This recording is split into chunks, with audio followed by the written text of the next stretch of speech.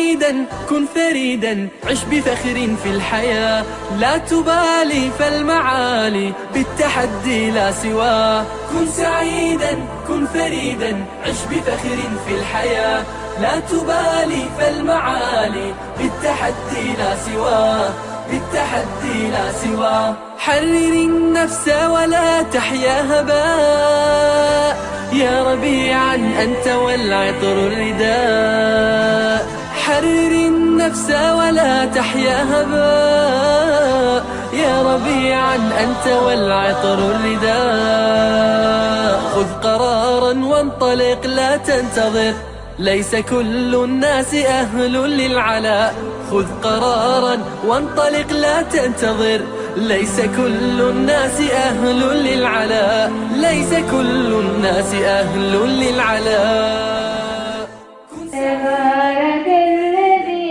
بيده الملك وهو على كل شيء قدير. آپ صلی اللہ علیہ وآلہ وسلم کا فرمان ہے تم میں سے بہتر وہ ہے جو قرآن سیکھے اور دوسروں کو سکھائے. میں آپ سب کو بھی دعوت دیتا ہوں کہ آپ سب بھی ہمارے اگلے سیشن کو جوائن کریں. اس سیشن سے میں بہت انسپائر ہوں. ساتھ میں بہت ہی زبردست طریقے سے سیشن کنڈکٹ کرایا.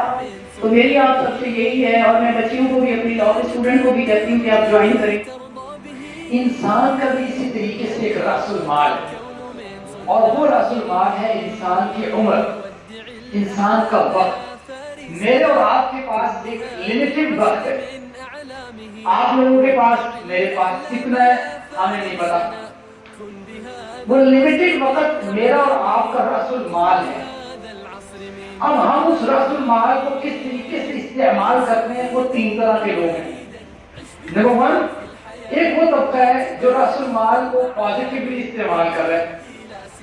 یہ شخص کامیاب ہے.